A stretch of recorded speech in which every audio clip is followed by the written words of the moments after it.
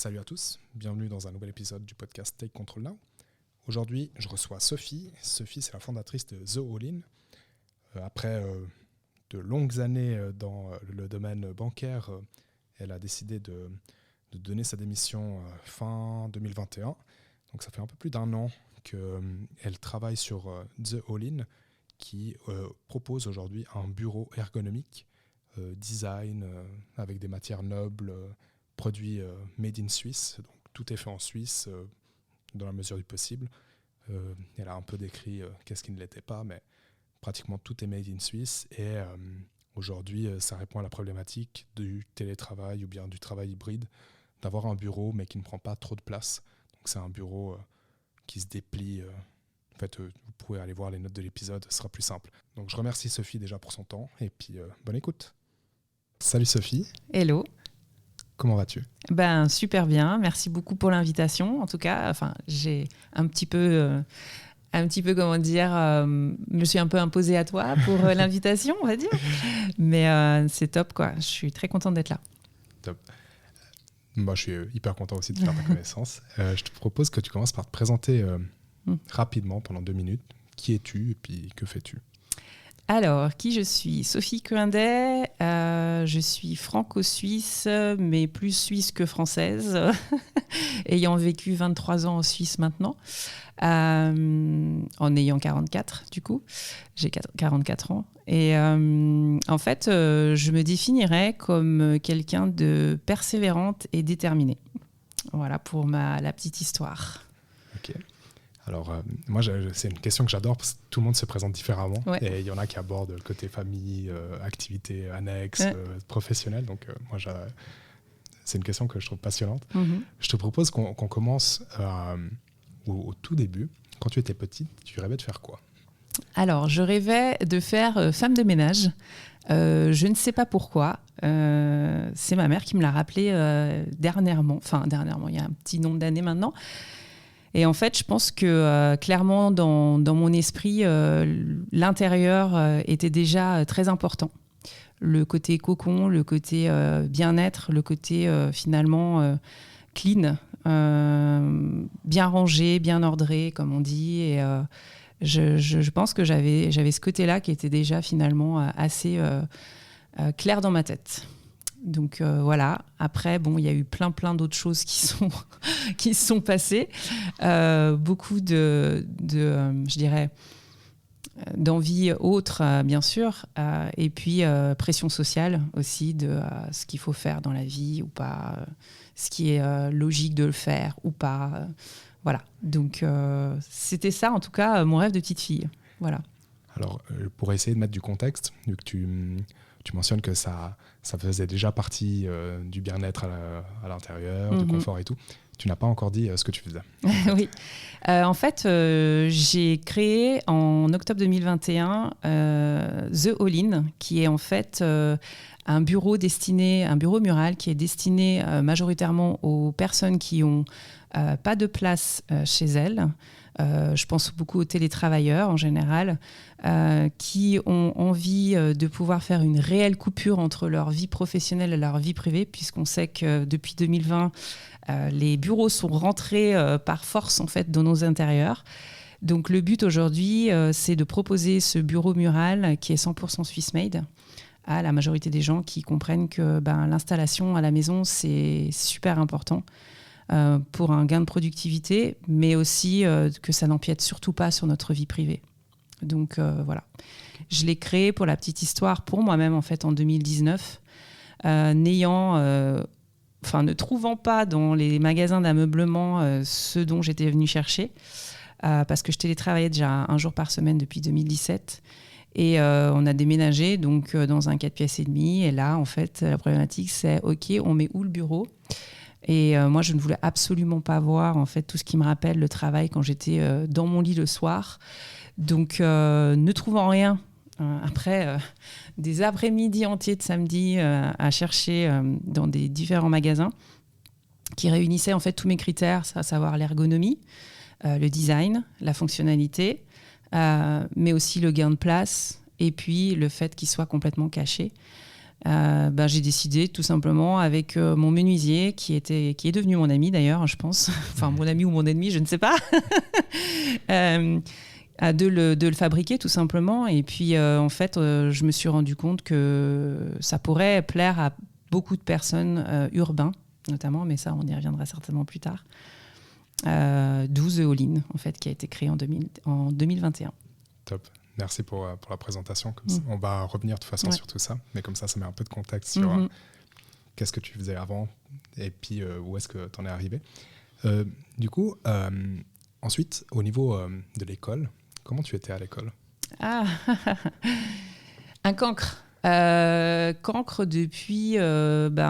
j'ai fait mon école en France et en fait, depuis le CP, donc la première année d'école, j'avais des difficultés pour lire, j'avais des difficultés pour comprendre en fait les différentes choses.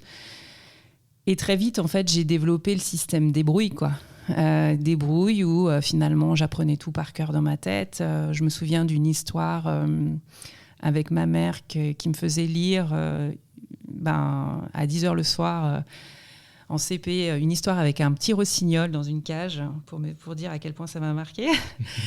Et en fait, je disais tout le texte. Et puis quand elle pointait le mot sur un mot, enfin le doigt sur un mot, je ne savais pas le mot, je ne savais pas le lire. J'avais appris tout le texte par cœur, en fait. Donc pour moi, en fait, ça a été des années, je dirais, scolaires horribles. Je peux dire que j'ai un traumatisme d'école, clairement, parce que j'ai redoublé 2 fois, la 5e et la 3e. C'était chaque année, il fallait que mes parents aillent voir en fait, les profs pour que je passe dans la classe supérieure. J'avais pas les notes qu'il fallait. J'avais cette impression, en fait, d'être dans une bulle, en fait, tout simplement. De ne pas réussir à me dire que finalement, je comprenais pas l'intérêt en fait d'apprendre tout ça. Je voyais pas ce que ça m'apporterait. J'arrivais pas à faire le lien entre qu'est-ce que je peux en tirer et pourquoi j'apprends ça. Et je pense que toute ma scolarité, ça a été un peu ça. J'ai eu des parents qui m'ont beaucoup soutenue, qui se sont opposés à beaucoup d'orientation. Il y a eu des deals qui ont été faits avec une école privée qui voulait plus de moi parce que je faisais baisser leur quota de potentiel de baccalauréat. Donc au final, je m'en suis pas trop mal sortie grâce à mes parents aussi qui ont toujours cru en moi. Et j'ai finalement eu mon bac littéraire. Donc ouf. Mais les études, en fait, je les ai vues vraiment comme quelque chose de difficile parce que je me retrouvais pas en fait dans la manière d'enseigner. Je pense que si j'avais eu une école type Montessori à l'époque, je m'en serais mieux sortie. Et en même temps, je regrette rien parce que je pense que la détermination que j'ai aujourd'hui et la persévérance, c'est ce qui me caractérise aujourd'hui, je trouve, personnellement. Et je pense que j'aurais pas eu ça si j'avais pas vécu tout ça. Donc voilà, la finalité, c'est ça. C'est ça. Trop bien, parce que j'ai... En fait, vu que je connais un peu la suite de l'histoire, c'est pour ça que je dis trop bien.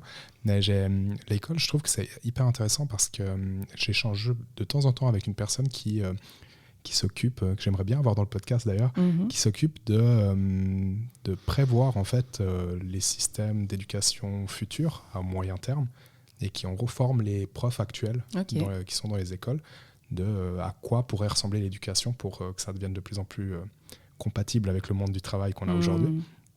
Et je trouve assez intéressant de voir à quel point tu as un cadre qui est tellement figé que si un enfant n'arrive pas à s'y adapter, il va passer des années et des années compliquées parce que le système ne s'est pas adapté à lui. Et puis je trouve qu'il y a beaucoup de façons aujourd'hui. Tu as mentionné Montessori et je trouve intéressant l'approche qu'ils ont pour développer en fait d'autres compétences parce qu'on sait très bien que tout le monde ne va pas être mathématicien, comme tout le monde ne va pas être géologue. Et du coup, il y a plein de choses que je trouve intéressantes là-dedans. Puis je pense moi, je sais que j'ai passé énormément de tests, différents tests, parce qu'ils voulaient prouver que j'étais bête, en fait. Et malheureusement, manque de bol, les tests disaient l'inverse. Donc, Donc au final, en fait, c'est ça qui est triste, c'est qu'en fait, on veut mettre les gens dans des cases, alors qu'en fait, parfois, il suffit juste aussi de tomber sur les bons profs, et pas ceux qui vous mettent des bâtons dans les roues, ou qui vous disent devant 35 élèves à la rentrée, quand la première note tombe, et puis que vous avez un 0 sur 20. Ah, mais comment ça se fait que toi, t'es aussi nul que ça, parce que tes sœurs, elles sont bonnes. Enfin, des choses où ça ancre. Enfin, c'est ancré dans votre vie à vie. Et en même temps, je pense que The All-In, c'est aussi un peu une revanche sur la vie. Enfin, quelque part, c'est un peu, je le vois un peu comme pour moi, de me dire, eh ben voilà, aujourd'hui, je suis qui je suis, et puis je m'en sors comme je veux, et puis peu importe ce qu'on m'a fait quand j'étais plus petite, c'est pas grave, quoi. Enfin, donc, je le vois un peu comme ça. Et je veux pas en même temps que ça soit... je veux pas en même temps que The All-In soit en fait un côté revanchard mais négatif. Au contraire, je veux que ça soit très positif. Donc, parce que ça peut après être dans l'agressivité de ce que je veux pas du tout, quoi. Donc là, on arrive, donc tu as mentionné, tu as eu ton bac littéraire. Ouais. Et puis après, je crois que le plus heureux, c'était mon père. Hein. et du coup, la suite, avant de démarrer ton activité professionnelle, tu as fait d'autres choses? J'ai fait l'école hôtelière de Lausanne, ouais. Donc c'est pour ça que tu es arrivée en Suisse? C'est pour ça que je suis arrivée en Suisse. L'année de mon bac, en fait, je savais toujours pas ce que je voulais faire, et j'ai assisté à une présentation de l'hôtellerie-restauration. Puis je reviens à la maison, puis je dis à mon père, je pense que ça serait pas mal, un BTS là-dedans et tout. Puis il me dit, comme ça, il me regarde sérieusement, puis il me dit, tu veux faire de l'hôtellerie-restauration? Alors tu fais l'école hôtelière de Lausanne. Et là, je le regarde. Honte à moi, je ne savais même pas où était Lausanne. Quand je dis que j'étais un cancre, c'est vraiment vrai. Hein. Et moi, j'étais à milieu de penser que je devais passer un concours, qu'il fallait que... Pour moi, qui était un cancre, c'était l'horreur, en fait. C'était juste pas possible. Et malgré tout, je l'ai fait, puis j'ai été reçue. Et en fait, là, ça a été, dès le premier jour, l'angoisse aussi de ne pas réussir. J'ai quand même redoublé à l'école hôtelière aussi. J'étais tellement stressée par rapport aux examens, par rapport à tout ça, que j'ai aussi redoublé. Donc, je suis passée devant une commission pour leur proposer un redoublement un peu spécifique. Donc, quand je parle de détermination, c'est un peu ça aussi. Et au final, les dernières années, j'ai galéré chaque année pour passer aussi dans le semestre supérieur, parce que je me foutais une pression telle que voilà, j'avais pas le droit d'échouer, etc. Et au final, les dernières années, j'ai dû rattraper je me souviens, en semestre 8, donc le dernier semestre, je rattrapais des matières de semestre 6 plus semestre 7. Enfin, j'avais beaucoup plus d'examens finalement que la majorité des autres. Et puis j'ai réussi, mais franchement, quand je suis partie de cette école, même si c'est une super école, mais c'est plutôt le côté d'apprentissage, je me suis dit, les études, c'est fini, quoi. Yes. Donc, je l'ai vraiment, voilà, quand je dis le traumatisme d'école, c'est que je me suis vraiment rendu compte qu'il y avait des traces indélébiles dans la suite aussi, et que même si j'adorais ce que je faisais, c'était compliqué aussi pour moi, en fait, de prendre du recul, quoi. Donc, études passées. Ouais. Et après, comment ça se passe, le début de la vie professionnelle? Début de la vie professionnelle, alors il faut remettre un peu dans le contexte. J'étais donc en Suisse. J'avais rencontré déjà mon mari actuel, qui était à l'époque mon copain. Et en fait, là, grosse question, la majorité de mes copains de l'école hôtelière partaient à l'étranger pour avoir une carrière fulgurante dans l'hôtellerie-restauration, surtout en Asie, parce qu'il faut dire que là-bas, c'est très reconnu. Donc, si on voulait faire une carrière, c'était là-bas qu'il fallait aller, ou aux États-Unis. Et moi, en fait, la question, ça a été, qu'est-ce que tu fais? Est-ce que tu fais passer ta vie privée en priorité ou ta vie professionnelle? Et j'ai décidé de faire passer ma vie privée en priorité, donc de rester en Suisse pour mon mari aussi. Pas que. J'adore la Suisse. Hein, donc, et en fait, là, recherche d'emploi et puis des propositions finalement très peu intéressantes par rapport au stage que j'avais eu pendant l'école, où là, j'avais plus de responsabilités finalement qu'en tant que fixe, quoi. Donc très vite, j'ai commencé dans un hôtel à la réception et puis je me suis... déjà, la première semaine, je me suis dit, mais qu'est-ce que tu fais là ? Mon Dieu, mais tu vas dépérir. Puis quand j'ai vu l'organisation, la hiérarchie de l'hôtel, comment c'était organisé, je me suis dit, mais tu peux pas rester là, c'est pas possible. Tu vas jamais grader, en fait. Il y en a tellement avant toi, parce que c'était vraiment système de domino. Donc le plus ancien prenait, même s'il n'était pas capable, mais il reprenait de toute façon le management d'une équipe parce que c'était le plus ancien. Et en fait, mon mari, connaissait, donc lui, Genevois, connaissait donc des copains à lui qui étaient dans le bancaire, dont un des copains qui m'a dit, mais lors d'une soirée, écoute, viens chez nous, nous on recrute vachement des gens de l'école hôtelière, postule, tu verras bien. Puis moi je me disais, mais qu'est-ce que je vais aller foutre dans une banque, quoi. Je comprenais pas, en fait. Enfin, j'étais tellement, pas dépressive, mais presque, que je suis allée voir, en gros. J'ai postulé, et puis mon grand étonnement, j'ai été prise. Donc là, je ne comprenais pas non plus. Et je suis arrivée le premier jour, et là, je me suis dit, mais qu'est-ce que tu fais là ? Et il me parle en chinois, en fait. Enfin, c'était vraiment, j'avais cette impression d'être dans un autre monde, quoi, un monde parallèle où qu'est-ce qu'il me raconte ? Et j'ai commencé donc dans une grande banque américaine à Genève, et avec une équipe juste extraordinaire, enfin, pour le coup, super jeune, dynamique. Donc au middle office, et j'ai adoré cette équipe. Enfin, c'était la meilleure équipe de mes 17 ans pour le coup.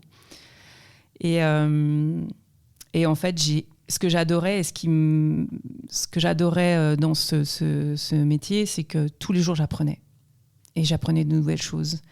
Je comprenais rien, mais c'était pas grave parce que j'allais voir les gens, je m'asseyais à côté d'eux, je leur posais des questions, et c'était une boîte super ouverte pour ça aussi, qui poussait beaucoup en fait à se faire des échanges internes pour aller justement dig in, comme on dit, vraiment aller chercher l'info et tout.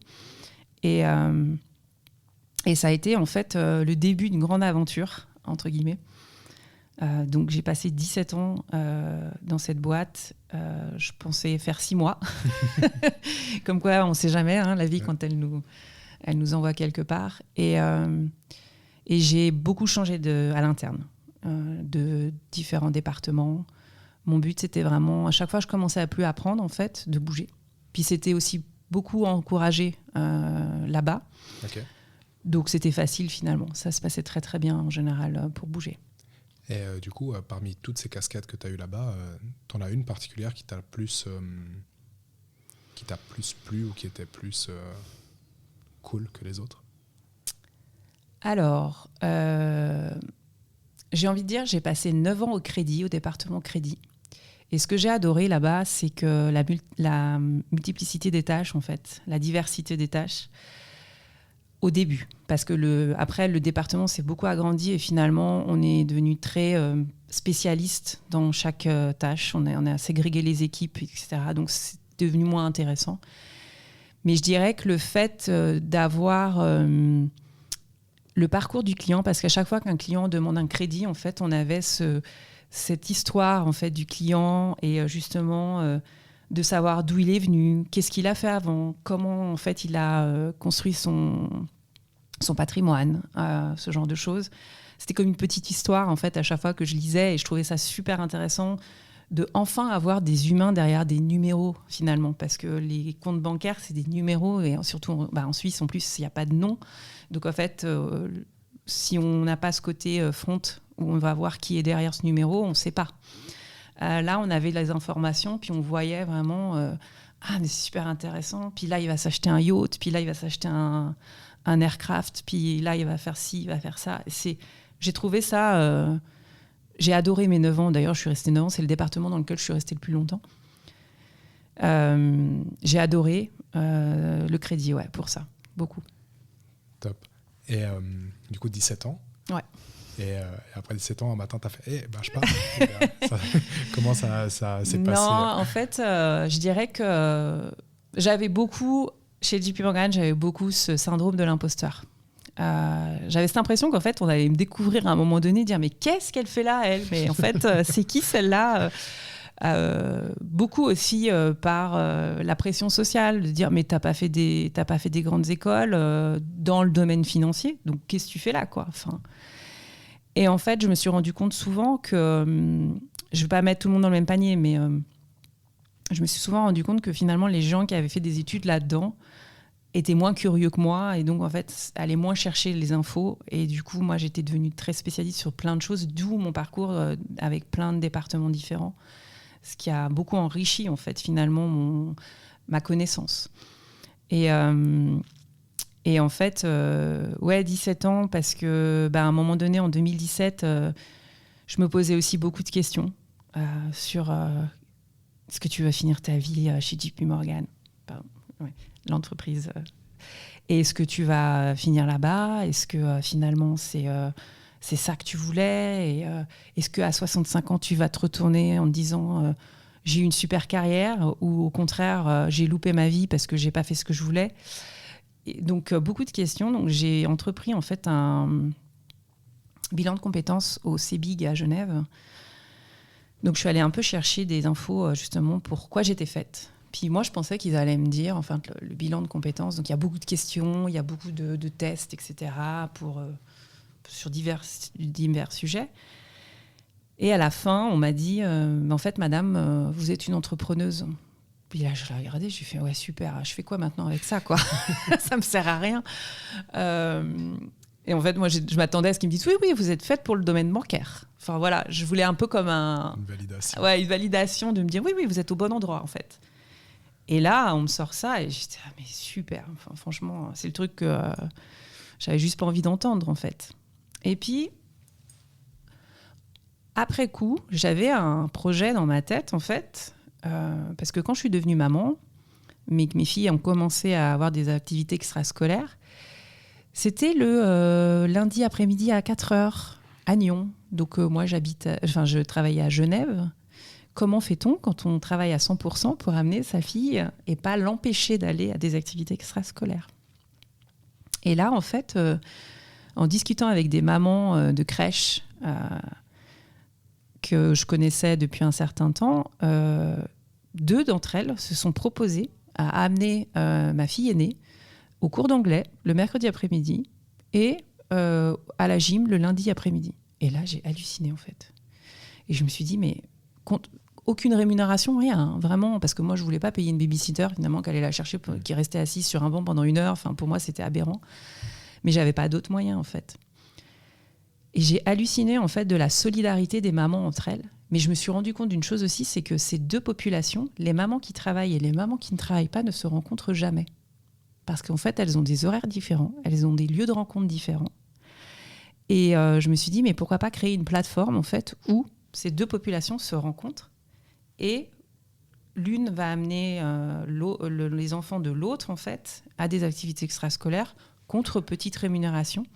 Et du coup, il y a un côté social aussi, c'est-à-dire de remettre de la valeur, en fait, pour les mamans qui travaillent, en disant, vous êtes là, et heureusement que vous êtes là, parce que finalement, vous aidez ces mamans qui bossent à pouvoir amener ses enfants. Et donc, du jour au lendemain, j'ai créé un site internet. J'avais jamais créé ça de ma vie. Enfin, créé avec des plateformes. Hein. Je suis pas codeuse du tout. On est bien d'accord. Et j'ai commencé à démarcher. Je suis allée voir Génilem. J'étais pas du tout partie pour... je voulais aller voir le fonctionnement. Et je savais pas qu'à la fin, il fallait pitcher, en fait. Donc, j'ai pitché mon truc comme j'ai pu. J'avais pas préparé rien du tout. Et puis, ils m'ont recontacté 1 semaine après. Ils m'ont dit, écoutez, votre projet, c'est un projet finalement social. En général, on ne le fait pas. Mais là, en fait, c'est tellement dans l'air du temps qu'on va vous suivre. Donc, ils m'ont suivi un petit temps. Puis, à un moment donné, quand j'ai présenté mon modèle, qui voyait que c'était vraiment très, très social pour le coup et que ce n'était pas du tout de faire des revenus, ils m'ont un peu lâché. Et après, j'ai intégré le truc et je me suis dit, mais je ne suis pas au bon endroit. En fait, il faut que j'aille chercher, la commune, le canton de Vaud. Donc, j'ai rencontré des acteurs du canton de Vaud. Après, j'ai rencontré finalement la commune de Nyon. Je voulais avoir en fait l'assise de ces acteurs-là, en fait, pour pouvoir développer le produit.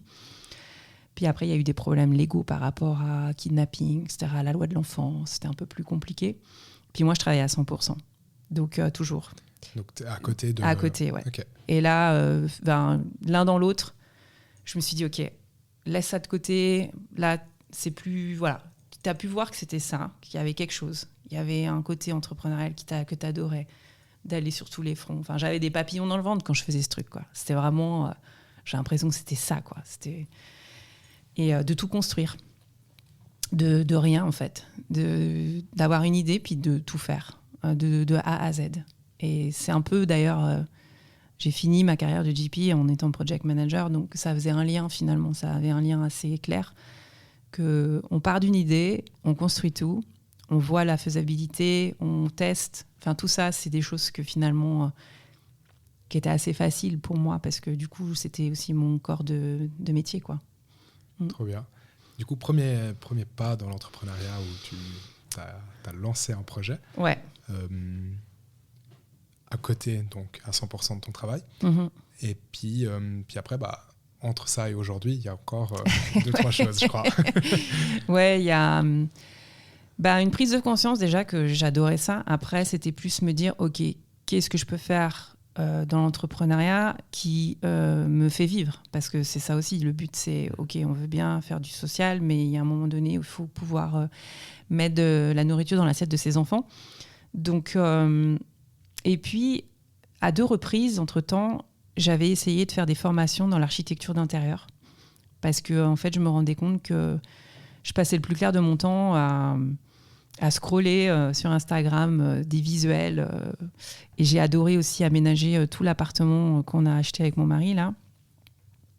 Et ce côté créatif, mais c'était pas que créatif pour moi, c'était vraiment fonctionnel aussi. C'était, OK, on veut une cuisine comme ça, mais on veut, attention, comment on va l'utiliser? Qu'est-ce qu'on fait le plus souvent? Comment on fait?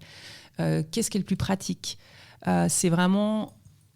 penser jusqu'au bout et c'est vrai que c'est quelque chose qu'on avait adoré. Puis il y avait aussi, on s'est rendu compte des énergies en fait qui n'étaient pas juste dans l'appartement, donc c'était repenser pourquoi est-ce qu'on n'est pas bien, comment ça se fait que là il y a un moment donné on se sente pas bien dans une pièce qui est finalement très bien aménagée.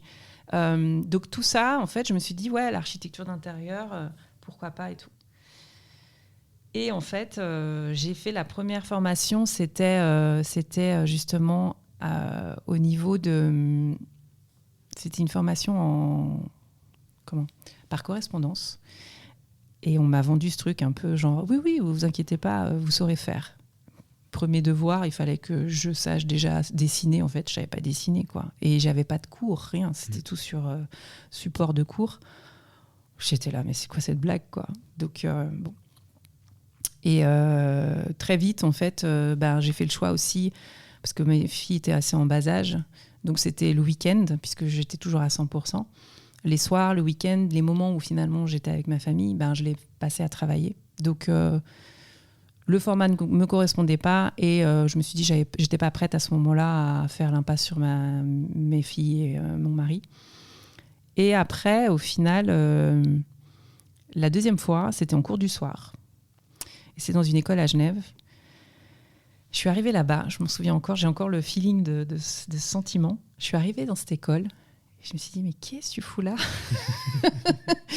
J'avais cette impression, en fait, d'être dans un film presque, en fait, d'être en face d'artistes qui s'écoutaient parler, qui vraiment, mais j'ai pas compris, en fait. Je me suis dit, mais pars. J'avais une voix intérieure qui me disait, mais pars, ne va pas ici. Et en fait, j'ai vite abandonné parce que je me suis rendu compte que j'ai compris comment je fonctionnais. Justement, avec un coaching en février 2021 que j'ai entrepris. J'ai compris qu'en fait, que j'étais quelqu'un d'autodidacte. J'ai dû l'être toute ma vie parce que justement, à cause de ce côté cancre à l'école, j'ai dû trouver des manières de fonctionner qui sont autres. Et de faire des études, en fait, là-dedans, j'avais cette impression qu'on allait me formater, qu'on allait me mettre dans un carré. Chose que je ne veux absolument pas faire. Donc, en fait, pour moi, c'était vraiment ma voix intérieure qui disait « Mais toi, en fait, il ne faut pas que tu sois là, parce que ce n'est pas toi. Donc, pars. ne va pas dans cette école qui va te dire comment penser, comment faire. Voilà.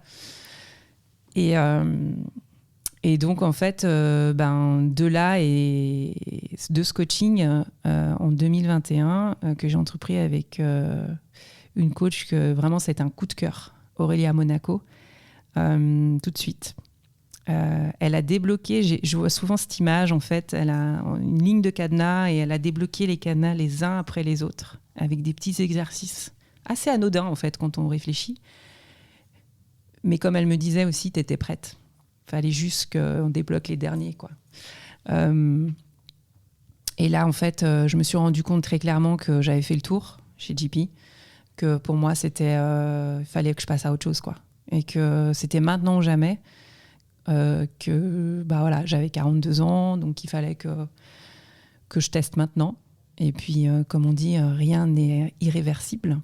Donc, à ce moment-là, j'ai décidé en fait de démissionner au mois de juin 2021.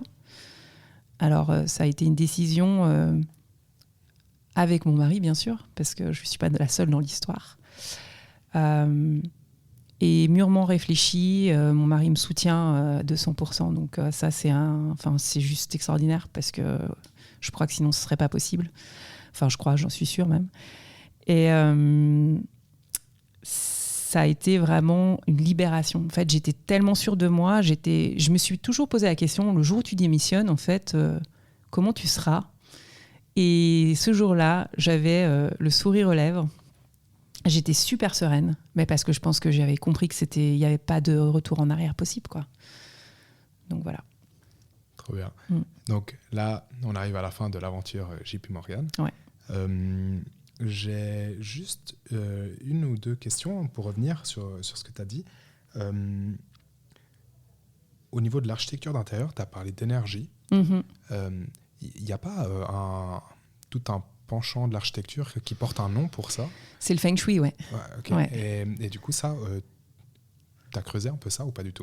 Non, en fait, j'ai creusé, je me documentais un petit peu là-dessus par rapport à ça. Maintenant, y a des choses qui me parlent là-dedans et des choses qui ne me parlent pas, parce que je trouve que c'est assez, finalement, c'est très standardisé.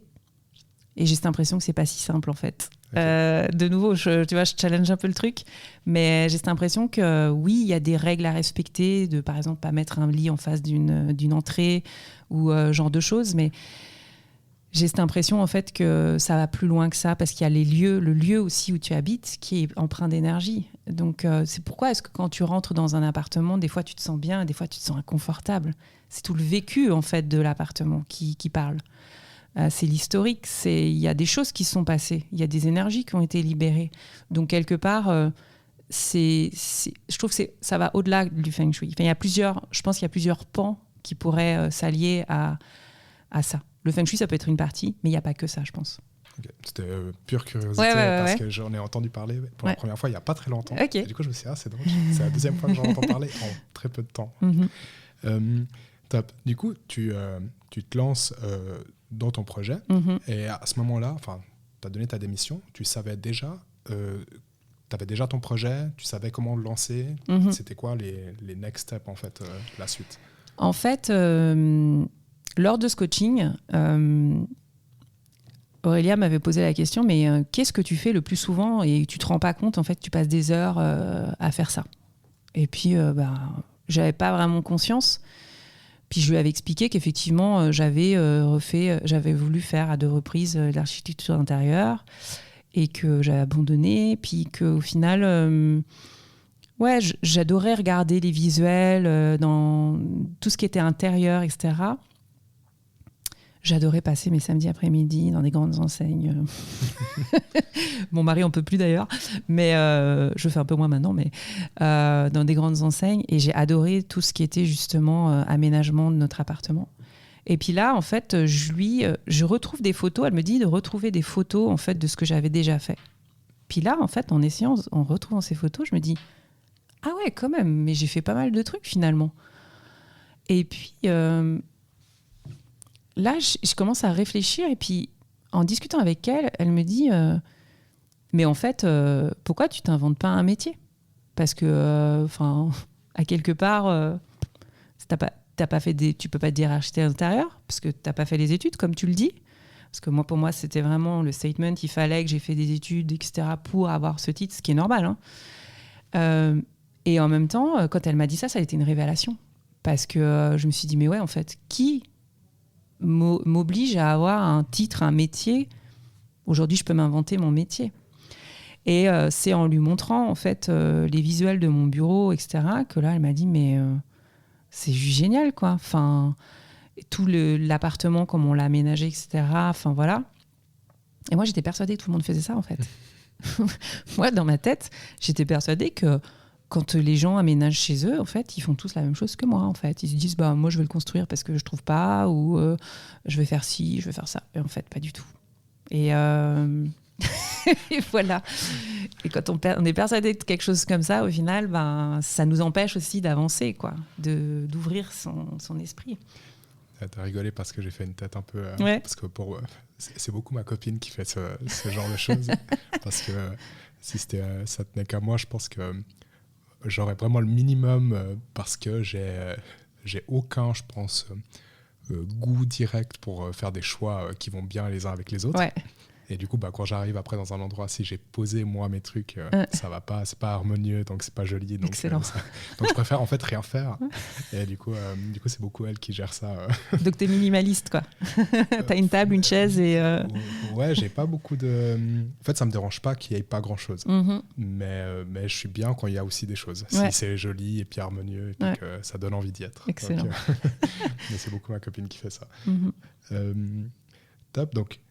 Là, tu te rends compte que c'est vraiment là-dedans que tu veux te lancer. Donc, tu as déjà potentiellement ton projet parce que tu as déjà fait des choses. Ouais. Tu as déjà construit ton bureau, entre autres.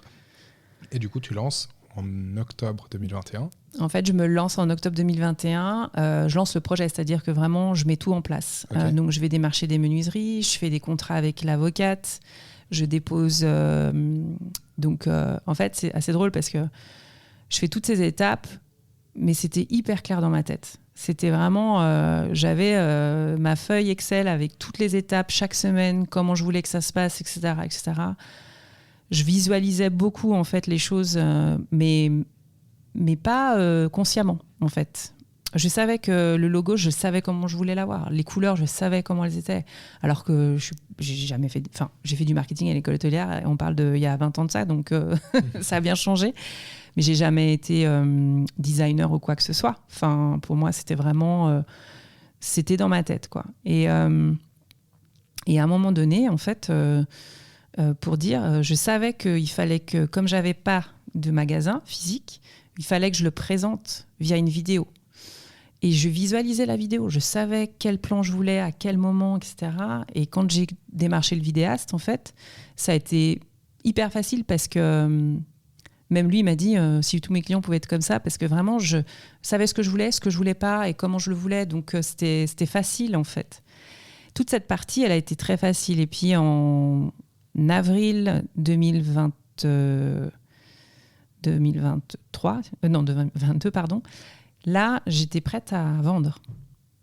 Et j'ai trouvé donc les menuiseries, j'ai fait les contrats de confidentialité pour les plans, etc. Et je me souviens de mon menuisier actuel, donc, qui m'a fait confiance, parce que j'ai démarché plein de menuiseries. Et là, il était tellement drôle, parce que quand je lui ai voulu lui faire signer le contrat de confidentialité, il me fait « Ouais, mais vous savez, nous, dans ce milieu-là, on se tape la main, puis c'est bon. Il n'y a pas besoin de signer tout ça. On voit que vous venez du domaine bancaire et tout comme ça. » Et puis, quand je suis arrivée pour discuter avec lui de mon projet, il me reçoit, puis il était un peu bourru comme ça, puis il me regarde un peu du coin de l'œil, et puis il me dit « Ah, j'avais oublié qu'on avait rendez-vous ensemble. » Je lui dis « Écoutez, c'est pas grave, je suis là, donc on va faire le rendez-vous. » Et puis on arrive dans la salle, et je lui pose sur la table le descriptif de ce que je voulais. Puis là, il me regarde, il lève les yeux, puis il me fait « Mais vous êtes du métier ?» Je lui dis « Non, mais tout s'apprend. » Et ce qu'il faut dire, c'est qu'avant ça, en fait, j'avais été vers la menuiserie qui avait fait, en fait, tous nos agencements intérieurs dans notre appart. Et là, moi, j'étais arrivée en terrain conquis un peu. Donc là, j'ai appris de mes erreurs. Ouais, c'est bon, on a tout fait ensemble, ils vont me faire des prix, quoi. pour dire le prix qu'il m'a fait, en fait, j'aurais même pas commencé à ouvrir la boîte parce que, fait le business parce qu'en fait, c'était déjà tellement cher, juste le coût de production, qu'en fait, je mettais la clé sous la porte direct, quoi. Donc, j'ai appris de mes erreurs parce que là, du coup, j'ai été chercher tous les composants, toutes les références, tous les prix, en fait, qui composaient le bureau, les ferments, tout ça. J'ai tout listé et je lui ai renvoyé un email et je savais exactement le coût, en fait, juste hors main d'œuvre, combien coûtait en fait le bureau. J'ai fait mes optimisations de planches en fait avec justement les découpes, etc. Pour comprendre en fait dans une planche de 3 mètres sur 4 combien on pouvait sortir de bureau, etc. J'avais jamais fait ça de ma vie, hein. Mais en fait j'étais tellement piquée au vif que je me suis dit mais on peut pas m'avoir comme ça, en fait, c'est pas possible. Et quand je suis allée vers les autres menuiseries, du coup j'avais un prix, je savais ce que je voulais. Je savais combien je voulais les optimisations aussi.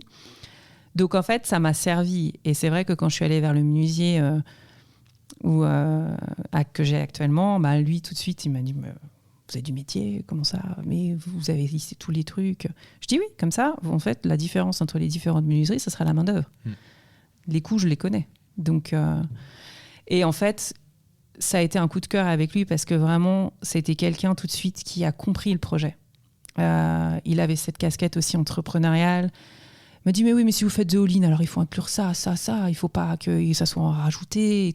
Et enfin, vraiment, c'est quelqu'un qui est strict, mais qui est juste. Et du coup, j'adore bosser avec lui. Enfin, franchement, pour le coup, il est hyper aidant. Donc ça, c'est super important, en fait, de s'entourer de personnes qui vont être super dans l'aide et puis bienveillants, quoi, tout simplement. Top. Et aujourd'hui, comment tu te définis, du coup, quand tu te présentes C'est une bonne question parce qu'en fait, je me rends compte que... alors, je me définis comme moi, personnellement, fondatrice de The All-in, dans le sens où, en fait, et quand on me dit c'est quoi, je me rends compte que le mot bureau, c'est un mot qui est très biaisé. Parce qu'en fait, un bureau, ça peut être plein de choses. Ça peut être un bureau à 4 pieds, mais ça peut être aussi un office. Ça peut être un espace de coworking. Donc, et puis, dès que je dis bureau pour le télétravail, les gens me disent imagine tout de suite un bureau à 4 pieds. Alors que moi, c'est un bureau mural. Donc, c'est ça qui est compliqué. Et je me suis rendu compte en me présentant dans les réseaux, justement, que c'est pas si facile, du coup, d'avoir en fait une phrase qui intrigue, parce qu'on veut en savoir plus, et en même temps est assez explicite pour que les gens se disent je crois que j'ai compris, mais dis-moi en plus. Donc voilà, c'est compliqué, quoi. Ok, top. Ouais, parce que si là, il y a les gens qui nous écoutent, je mettrai des liens. La vidéo, c'est toujours la même, d'ailleurs. Ah, ok. Ouais. Alors, Ouais. Je l'ai vue, elle est cool. Ouais. Donc, je mettrai des liens pour aller voir vraiment à quoi ça ressemble, parce que c'est plus facile quand on le voit. Ouais, exact. Mais quand tu rencontres quelqu'un, justement, tu n'as pas de support, ou Ouais. peut-être tu as une carte, je ne sais pas, mais je vois bien la difficulté de je fais ça, mais du coup, de c'est présenter. Top. Alors, j'essaie juste de retrouver ici. Voilà. Est-ce que tu as un quotidien aujourd'hui qui est à peu près le même toutes les semaines ou tous les jours? En fait, j'avais un quotidien de octobre à avril, on va dire, très, je dirais, salarial, entre guillemets. Et quand j'ai finalisé le projet et que j'ai pu vendre, là, j'ai eu 2 semaines où j'étais complètement perdue. Je me suis dit, ouais, j'ai un site internet, tranquille. Les gens, ils vont venir, ils vont m'acheter, puis ça sera facile. Et en fait, mais j'ai réalisé à quel point, en fait, ça va être long et fastidieux. Et là, ça a été la réalité de la chose, en train de me dire, ok, donc là, maintenant, en fait, tu sors de nulle part. Toi, si tu étais à la place du consommateur, tu vois une marque qui est nouvelle, tu la connais pas, tu sais pas qui c'est. Tu t'achètes ou pas? Et là, je me dis, mais non, en fait. Enfin, ou je me dis, mais il faut que je sache qui c'est derrière. Parce qu'aujourd'hui, il y a tellement, en fait, de marques bidons ou, qui n'existent pas, qu'au final, je me dis, d'autant plus sur Internet. Puis, j'ai pas de magasin. Donc, en fait, le but, c'est, je me fais connaître, mais comment les gens peuvent aller voir, etc. Et c'est vrai que ces 2 semaines, ça a été compliqué. Et là, en fait, mon quotidien a été un peu chamboulé, on va dire. Je me suis fait aider un peu par un coach de vente parce qu'en fait, je me suis dit que je ne savais pas vendre alors qu'en fait, j'adore négocier. Et je pense qu'en fait, au fond de moi, j'avais peur de tomber sur quelqu'un qui est comme moi, quoi, qui est insatiable et qui négocie tout. Donc, et en fait, je me suis rendu compte que quand tu es toi-même, c'est facile, c'est tout à fait facile. Puis quand tu es convaincu que ton produit, au final, ça va tout seul. Il faut juste avoir en fait les personnes qui comprennent ce que tu fais en face et qui sachent que tu es quelqu'un d'honnête et justement que tu n'es pas là pour les spolier, quoi. Enfin, c'est ça aussi, je trouve que... Excuse-moi, je ne répondais pas du tout à la question. Du coup, il n'y a pas de souci.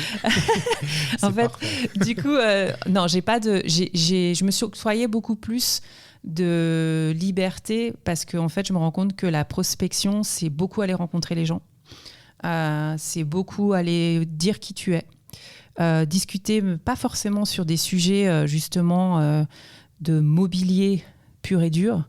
Moi, je pense à la santé au travail, donc j'ai beaucoup d'acteurs en fait sur lesquels j'ai discuté avec eux, notamment des ergonomes, des personnes en fait qui sont là-dedans en fait au quotidien. Et je me rends compte que malheureusement aujourd'hui, les entreprises sont pas du tout prêtes. Enfin. Il y a un peu du greenwashing, comme on dit aussi dans les entreprises. On fait quelque chose pour faire quelque chose, mais au final, c'est pas probant. Et on en parlait hier avec mon mari, parce que j'ai fait un post hier sur LinkedIn en disant je laisse tomber le B2B. Parce qu'en fait, je me rends compte qu'ils ne sont pas du tout prêts, quoi. Les entreprises ne sont pas prêtes à investir en fait, pour le télétravail à la maison. En gros, ce que j'ai entendu, j'ai assisté à un forum RH donc avant les vacances. À Lausanne. Et je me suis dit, je vais aller voir de l'autre côté, en fait, quel est leur état d'esprit par rapport au télétravail, à des ateliers par rapport au télétravail, aux slashers, etc. Je me suis dit, tiens, je vais aller investiguer incognito, voir ce qui se passe. J'ai été effarée, en fait, des réflexions de certains RH, quoi. Je me suis dit, mais on n'est pas en 40. Qu'est-ce qui se passe ? Enfin, on est en 2023. Oui, s'ils veulent télétravailler, c'est leur problème, c'est à leurs frais, c'est pas un dû, c'est une offre. En gros, on leur permet de le faire, mais j'étais là, non mais attends, excusez-moi, la productivité, elle n'a pas augmenté, multipliée par 2, 3, voire 3 parfois, parce qu'ils sont en télétravail, justement. Alors, à moins que je sois très, très naïve, je ne sais pas. En tout cas, moi, ce que j'ai vu, parce que j'étais encore en poste à l'époque, c'est que justement, les gens étaient hyper productifs. ont travaillé beaucoup plus qu'en entreprise. Il faut dire que les horaires, il n'y avait plus, il n'y a plus de commute, de trajet. Donc les gens travaillaient beaucoup plus tôt le matin, ils travaillaient plus tard le soir. Ils étaient constamment en fait appelés en fait, peu importe l'heure, donc à la maison. Et à un moment donné, on se dit mais aujourd'hui c'est pas un dû en fait, c'est juste avoir la bonne réflexion de se dire mon employé il est plus productif à la maison, ben let's do it quoi. Et puis ça veut pas dire que l'autre majorité du temps il va aller pas sociabiliser à l'office. Moi je pense que la version hybride elle est juste géniale parce qu'en fait on a cette productivité à la maison et puis quand on va en fait quand on a cette possibilité d'aller à l'office, ben là on va sociabiliser avec les collègues lors des réunions ou ce genre de choses. Mais il faut repenser en fait complètement certaines entreprises qui aujourd'hui ramènent tout le monde sur site. Oui. Et ils n'y arrivent pas. Je pense que c'est un peu plus profond que ça par moment parce que moi j'ai toujours eu droit en fait de faire du home office, enfin presque. On l'a un peu. En fait, on était une petite boîte, donc beaucoup de choses étaient permises, on pouvait proposer des choses. Et du coup, dès que j'ai pu le tester, j'ai pu voir à quel point à la maison, on peut être beaucoup plus productif qu'en open space. Mais du coup, ça posait d'autres questions sur la relation employé-employeur, s'ils avaient confiance ou pas. Et puis c'est pour ça que je pense qu'il y a beaucoup de boîtes qui, dès le moment où il n'y a pas une full confiance, enfin une confiance totale, ça peut être compliqué et puis ils peuvent se poser des questions. Mais c'est un problème de management à la base qui a été mis en avant finalement avec le Covid. Ouais. C'est-à-dire que on faisait du management de présentiel. Donc en fait, si l'employé était là, peu importe ce qu'il faisait en fait sur son ordi, tant qu'il était là, c'était bon. Mais en fait, moi, combien de fois j'ai vu des gars qui se baladent, enfin des gars ou des filles, peu importe, mais des personnes qui se baladent, puis qui font ça toute la journée. Ouais. Puis à un moment donné, on se dit, mais en fait, c'est où la productivité là-dedans ? Enfin, et ça, c'est dans toutes les entreprises. Donc, la réalité des choses, c'est plutôt le management doit se réinventer. Et ça, c'est pas toutes les entreprises qui veulent le faire. Donc, c'est ça la problématique vraiment du télétravail pur, où finalement, on se dit... nous, on refait ce qu'on a toujours fait et puis c'est pas grave si on perd des talents parce que de toute façon, il y en aura bien d'autres qui vont arriver. Non, en fait. Aujourd'hui, il y a des vrais articles sur la pénurie des talents parce que les gens, j'ai entendu lors de ce forum RH, c'est ils veulent travailler de la maison. S'ils n'ont pas ça, une partie du temps, s'ils n'ont pas ça, ils viennent pas. Il y en a qui veulent avoir leur vendredi après-midi, ils s'en foutent du salaire, ce qu'ils veulent, c'est avoir du temps. Mais oui, parce qu'en fait, tout a été chamboulé. Aujourd'hui, on s'est rendu compte que ce qui était vraiment valorisant aux yeux des gens, c'était le temps. C'est la flexibilité. C'est le fait de pouvoir en fait, organiser sa journée comme on le veut. Et ça, les entreprises qui n'ont pas compris ça, malheureusement, je pense ou qui ne veulent pas l'implémenter, elles vont perdre énormément de talents. Donc, c'est ma vision des choses, personnellement. Et moi, je vais essayer, avec ce bureau, de leur dire démarquez-vous par rapport aux concurrents en investissant un minimum pour votre employé, parce que ça reste l'intérieur de l'employé. Donc, c'est à lui de choisir s'il veut ou pas avoir ce bureau chez lui. Mais c'est plus dire vous avez la possibilité de vous assurer qu'il y a l'ergonomie, même s'il n'y a pas de place. Et en plus, il y a une vraie déconnexion le soir. Quand on ferme, on ne voit plus rien qui nous rappelle le travail. Donc, il y a aussi la santé au travail. Ce biais-là, il est aussi couvert. Donc, mais voilà, j'ai entendu des choses qui me disent qu'ils ne sont pas vrais. Je trouve que c'est une phrase parfaite pour enchaîner avec la suite, ce qui est du coup le thème du jour et qu'on avait du coup choisi ensemble. Ouais. C'est l'aménagement d'intérieur en 2023. Et du coup, je trouve que ça va parfait avec ce que tu viens de dire parce qu'on arrive dans une réalité qui est, qu'on le veuille ou non, cette flexibilité, le télétravail, il y a plein de choses qui, à cause ou grâce au Covid, ont été accélérées et sont là aujourd'hui. Et je pense qu'elles vont pas disparaître. Comme tu as dit, il y a des gens qui essayent de freiner, mais je pense pas qu'elles vont disparaître parce que dès que c'est en place, les gens en profitent, puis c'est très bien, je trouve, parce que pour la qualité de vie, c'est hyper intéressant.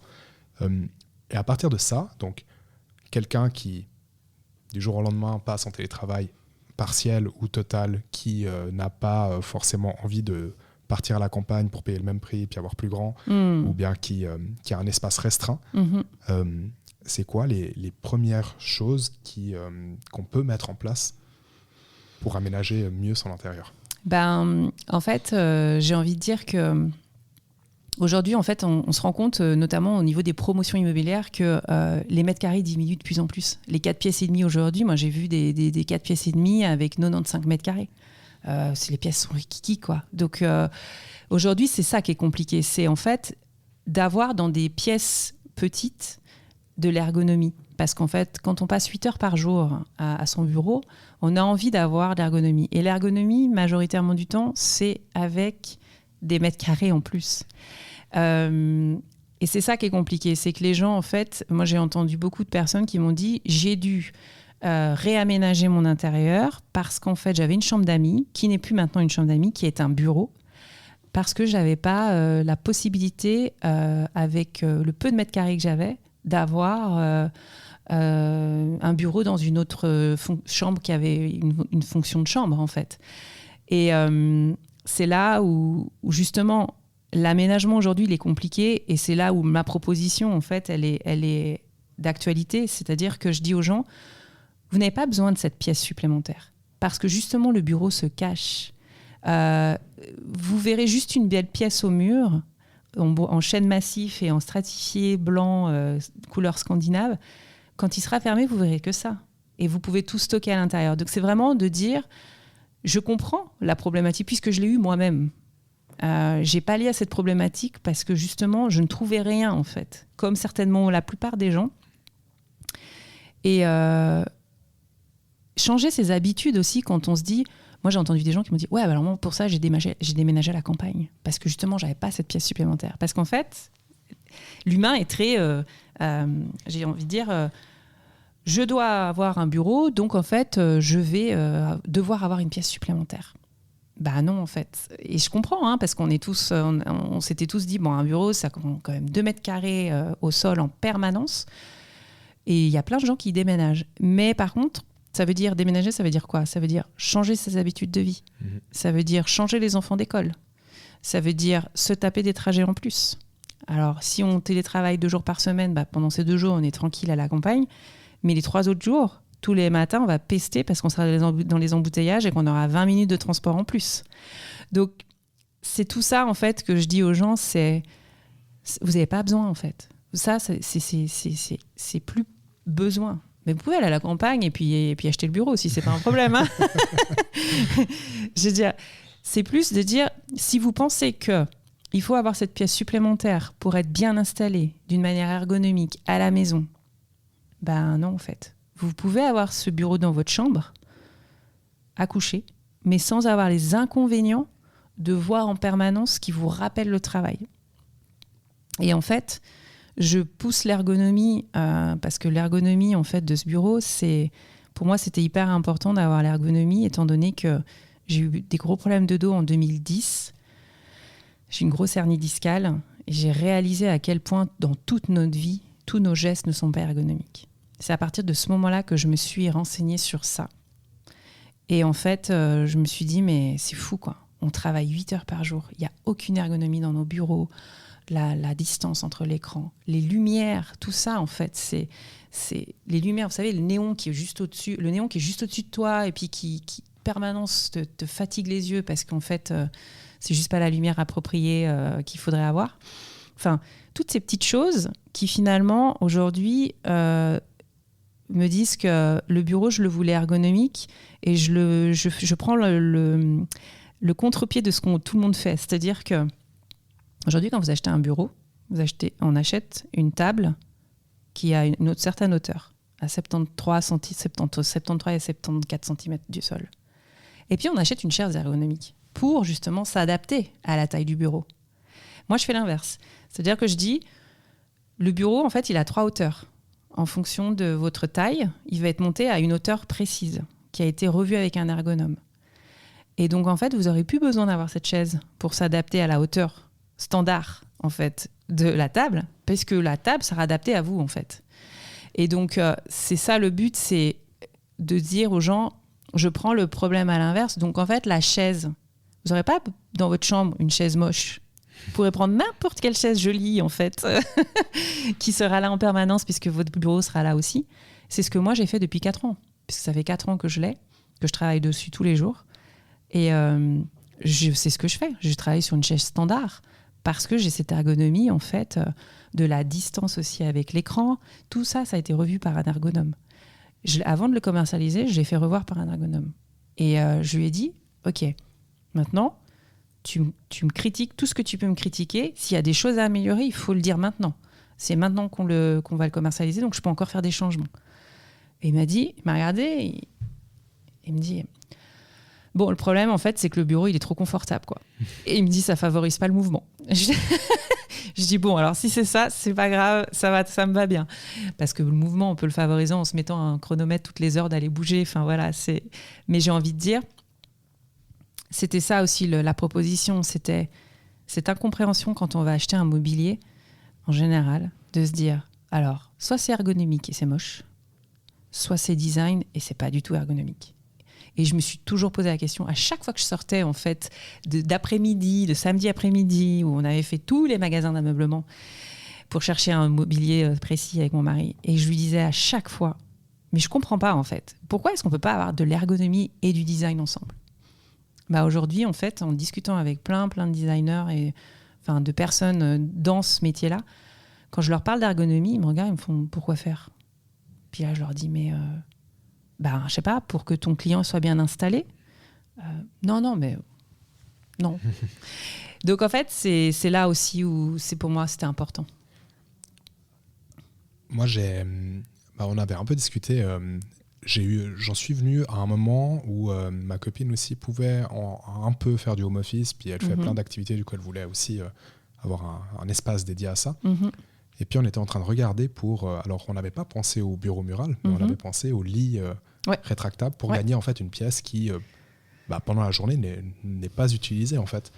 Et c'est intéressant de voir, en fait, qu'il y a pas mal d'options, je pense, aussi pour en fait, aménager de façon, je dirais, intelligente, et puis de prendre ces problèmes à l'envers pour essayer de regagner de la place, ou bien pas forcément regagner de la place, mais d'utiliser la place pour plein de choses différentes.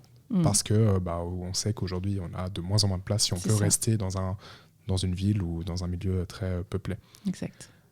Il y a aussi un autre truc que moi je trouve intéressant, c'est qu'on a aujourd'hui beaucoup de choses qui est sur le consommer local, consommer responsable, consommer éco-responsable, enfin plein de choses, qui est potentiellement facile à faire ou bien à juger quand c'est manger, quand c'est se déplacer, pour certaines choses. Mais par contre, au niveau du mobilier, en fait, c'était en préparant l'épisode, je me suis dit, c'est intéressant de voir que moi, je me pose jamais la question, ou vraiment je crois que je ne me la suis jamais posée au moment où j'ai acheté une chaise ou une table ou un mobilier, de me dire, ok, est-ce que c'est fabriqué en Suisse ou pas ? Est-ce que c'est des matériaux ? Alors, les matériaux, j'y fais un peu attention parce que j'aime pas forcément le plastique d'ordre général. Du coup, ça, j'y fais un peu attention, mais donc plutôt sur le côté écologique, mais sur la provenance et vraiment comment c'est construit, c'est pas la priorité, j'ai l'impression. Exact. Et là-dessus, toi, c'est quoi ton regard par rapport à ça ? En fait, au tout début du projet, je me suis beaucoup dit, moi je savais que pour avoir testé l'artisanat suisse, je savais que je voulais aller là. C'est-à-dire que pour moi, c'était évident que ça sera 100% made in Suisse. J'ai été beaucoup critiquée par ça, notamment par Jenny Lem, qui m'a dit, mais enfin, jamais vous arriverez à vendre, c'est super cher. Allez fabriquer en Pologne ou au Portugal. Puis là, je leur ai dit, mais je crois que vous n'avez pas bien compris, en fait. Enfin, à mon essence, c'est ça. Donc, en fait, pour moi, ça a été évident. Et par contre, je me suis rendu compte, comme toi, et c'est très vrai ce que tu dis, c'est qu'on n'a pas de marque suisse, en fait, qui existe vraiment dans le mobilier, en général. Il y a des made in Suisse, mais en fait, si on lit bien, parfois, c'est pas forcément fait en Suisse, c'est l'entreprise qui est en Suisse. Donc, c'est pas forcément fabriqué en Suisse. Et c'est ça où, moi, il y a quelque chose qui m'agace, mais profondément, c'est qu'on prend le consommateur pour ce qu'il n'est pas, entre guillemets.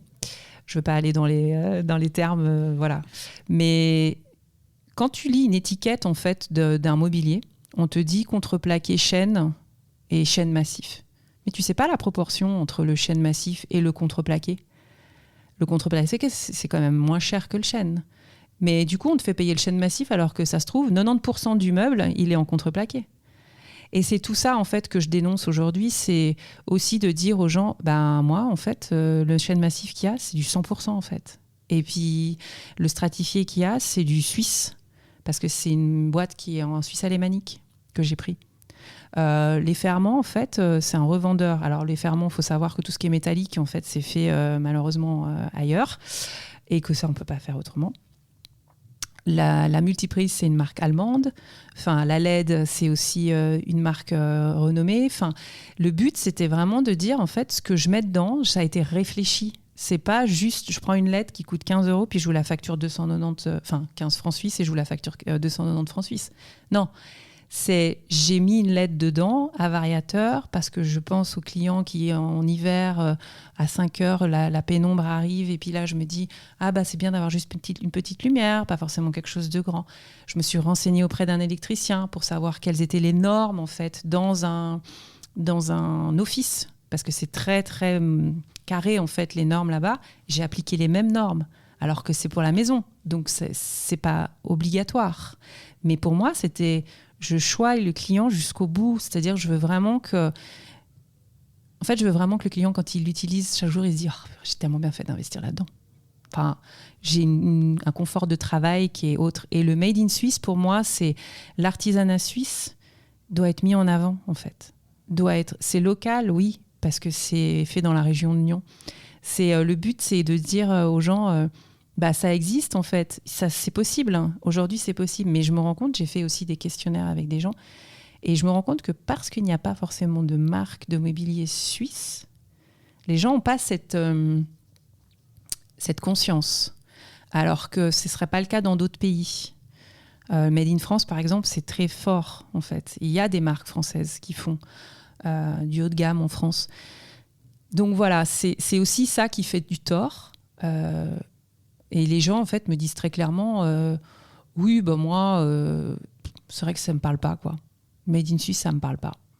Donc c'est pas forcément un argument fort de le Made in Suisse ou bien le utiliser des matières responsables, je dirais.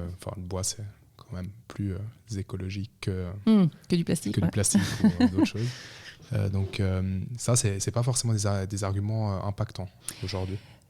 Alors, pour en tout cas la population que j'ai interviewée, ça l'était pas. Maintenant, j'ai envie de dire, ça l'est pas pour l'instant. Je pense que ça va évoluer. Et je pense que les gens, en fait, prennent de plus en plus conscience de ça aussi. De se dire, par contre, c'était assez contradictoire parce que ces mêmes personnes m'ont dit, finalement, c'est vrai que c'est pas plus mal si j'investis dans une marque locale parce que du coup, je sais qu'il y a un suivi derrière, je sais qu'il y a quelqu'un, je sais où ils sont, je sais, voilà. Et la proximité fait aussi que ça permet ça. Mais voilà, je pense que c'est aussi à nous, à moi, de les responsabiliser, enfin de les sensibiliser à ça. De leur dire, mais regardez cet artisanat, mais c'est extraordinaire en fait. Donc, il faut le mettre en avant. Enfin, pour moi, c'est aussi ma marque de fabrique en fait. Pour moi, c'est la meilleure protection que je peux avoir. J'ai déposé à l'IPI la marque et tout ce que tu veux, mais il y a un moment donné, en fait, la meilleure protection, c'est le Made in Suisse aussi. C'est dire que c'est fait, c'est fabriqué en Suisse, quoi. Donc voilà, c'est comme ça que je le vois, en tout cas. Top. Je propose qu'on passe à la dernière partie du podcast. Depuis que tu as commencé avec tes projets, que ce soit le premier, je ne sais pas s'il avait un nom, le premier pour les mamans. C'était Extra Mama & Co. Ok, donc pour Extra Mama & Co, ou bien pour All in the Box. De All in. De All in. Ouais. Pardon, le All in the Box, c'est... Pas de problème, c'est D-Box. Ouais. C'est D-Box, le bureau. Okay. Ouais. Excuse. Donc, tout au long de ton parcours, là, est-ce que tu as eu des difficultés plus marquantes que les autres? Et si oui, lesquelles? Alors, j'ai eu des prises de panique. J'ai eu souvent l'impression de sortir la tête du trou de 17 ans de salariat, notamment quand en fait, je me suis rendu compte de toutes les applications qui existaient. Je me suis dit, c'est quoi tout ça? J'avais pas l'utilité en fait avant. Et puis, en fait, je me suis appliqué une règle. C'est-à-dire que je me suis dit, dans tout ce que j'ai entrepris pendant cette année, il y a plein de choses que je savais pas faire. Je me suis appliqué une règle en me disant, OK, temps versus argent. C'est-à-dire, si tu peux le faire, tu le fais, t'apprends, tu le fais. Si à un moment donné, tu vois que ça dépasse tes compétences et que tu perds trop de temps là-dessus, tu délègues. Et j'ai toujours appliqué ça. Et je pense que ça me correspond beaucoup parce qu'en fait, comme je dis souvent, je veux savoir, j'aime pas déléguer complètement parce que je veux avoir main mise sur quelque chose dans le sens où je veux savoir reprendre le truc s'il faut le reprendre. J'ai ouvert un compte Instagram, je n'avais pas Instagram avant. J'ai découvert des trucs, je ne comprends pas comment. Je pense qu'ils n'ont pas de testeur user experience dans ce truc parce que c'est pas possible autrement. et en fait, je le ferais complètement différemment si je devais le faire, mais bon voilà, ça c'est encore une autre partie. Il y a plein de choses où je me suis sentie très seule, mais en fait où je me suis rendu compte que j'avais d'autres ressources qui me permettaient d'avancer, où je rencontrais les bonnes personnes au bon moment, étonnamment. La loi de l'attraction, merci la vie. Qui m'ont aidé à ce moment-là. Et je pense que c'est un peu le motto, quand on cherche, on trouve. En fait, c'est vraiment de se dire... Moi, je le dis vraiment du style, OK, je ne sais pas faire, et c'est normal. Maintenant, je veux apprendre, j'adore, je veux le faire, et puis je veux apprendre cette compétence. Comment je peux faire pour aller le plus rapidement possible ? J'ai appris toute seule de faire du 3D avec SketchUp, tu vois. Enfin, je me suis fait des formations pendant mes vacances cet été, enfin l'été dernier, et je trouvais ça super. Enfin, je me suis dit, ouais, c'est génial, je peux apprendre et tout. Ça m'a permis de faire certains visuels, etc. J'ai fait mon site internet toute seule, qui a changé je ne sais pas combien de fois. Et il y a des choses, par contre, quand c'est arrivé au SEA, là, je me suis dit non, là, il faut que je me fasse accompagner, parce que quand j'ai vu les formations Google là-dessus, je me suis dit waouh. Ça, c'est pas possible. Donc là, je me suis fait accompagner, et puis clairement, j'ai pas fait non plus les contrats toute seule. Enfin, j'ai été avec une avocate. Enfin, tu vois, il y a des choses en fait où effectivement, c'était très clair pour moi. Du coup, la difficulté, c'était de faire des choses que tu ne savais pas faire et apprendre à les faire. C'était le temps, le ratio temps versus argent en fait. C'était de bien jauger à un moment donné quand est-ce qu'il fallait déléguer. Tu vois, c'était. Mais la difficulté, je pense aussi, pour moi, la grosse difficulté, ça a été de comprendre en fait toute la prospection.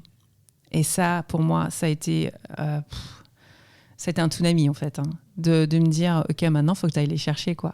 Et tu vas les chercher où ? Et de me retrouver devant mon écran à me dire, ok, ils sont où les clients maintenant ? Et ça a été vraiment la grosse difficulté de l'aventure, je trouve. Okay, donc quand tu dis prospection, est-ce que tu inclus la vente, enfin c'est la vente globale, et ça, avant cette expérience-là, c'était quelque chose que tu ne réfléchissais pas à ça, enfin, et puis... En fait, moi, j'étais persuadée dans ma tête que à partir du moment où j'aurais un site internet, les gens, ils allaient venir et puis ils allaient m'acheter, quoi. Tu vois, enfin, vraiment, tout simplement, en fait. Je me suis dit, ouais, c'est bon, ce sera ta vitrine. Très naïvement, hein. Et en fait, ce qui était très compliqué pour moi, c'est qu'avant avant tout ça, j'ai vendu plein de choses en seconde main, etc. Mais sans aucun problème. Mais vraiment. Et puis, pour moi, c'était facile, quoi. J'ai négocié, à chaque fois que j'allais acheter quelque chose, je négocie. Je vais acheter un vélo, je négocie à fond. Enfin, c'était pas un problème. Puis là, il y avait le côté émotionnel, en fait, qui s'incluait dans tout ça. Et là, j'ai réalisé, je me suis dit, waouh, pourquoi est-ce que tu n'arrives pas, quoi ? Qu'est-ce qui se passe ? Enfin, le but, c'est d'aider les gens. Pourquoi tu n'arrives pas ? Puis alors là, on se trouve plein d'excuses. Enfin, il y a le côté mental qui prend le dessus. Puis on part dans des trucs, non mais n'importe quoi, qui ont aucun sens. Et ça a été compliqué, en fait, pour moi de prendre conscience que il y a un côté très égoïste, égocentrique aussi, de se dire, j'ai pas envie de me faire critiquer. Parce qu'on a l'impression qu'en fait, le produit, c'est nous. Et que si, en fait, on critique mon produit, on critique moi. Et en fait, pas du tout. C'est mes valeurs qui sont dans le produit. Oui, c'est la qualité, c'est la beauté, c'est le design, c'est l'ergonomie, c'est tout ça. Mais c'est pas moi. Je suis quelqu'un d'à part, en fait. Et quand on comprend ça, c'est plus facile de comprendre que la vente, en fait, c'est pour aider les gens, au final. Tu vois ? Donc, ouais. C'est intéressant. En fait, je te posais cette question parce que, par rapport à la vente, je suis convaincu que peu importe que tu sois entrepreneur, salarié, que tu aies 10 ans ou 50 ans, et c'est que ce soit la négociation ou bien juste comprendre les interactions pour pouvoir faire un échange, parce qu'au final, c'est faire un échange. Hein, ouais, exactement. Ouais. Et je trouve ça hyper intéressant de comprendre ça ou de s'y intéresser, parce que peu importe le métier que tu fais, t'en as besoin, en fait. Même si tu cherches du travail, tu te vends toi pour un poste de travail. Donc, exact. Donc je trouve ça C'est un sujet passionnant, je trouve. Ouais. mais c'est intéressant parce que c'est vraiment une des difficultés, je trouve, qui revient le plus souvent, de réussir à soit mettre un prix correct, soit prospecter, puis trouver en fait un moyen de trouver des gens potentiellement intéressés pour acheter. C'est souvent les problèmes, les difficultés les plus récurrentes. Du coup, à l'inverse, pour toi, c'est quoi ta plus grande fierté personnelle? Oula. Je dirais honnêtement le parcours de ma vie, quoi. Enfin, je pense qu'en fait, c'est marrant, j'ai fait un peu une rétrospective des difficultés que j'avais eues dans ma vie, dans ma petite vie.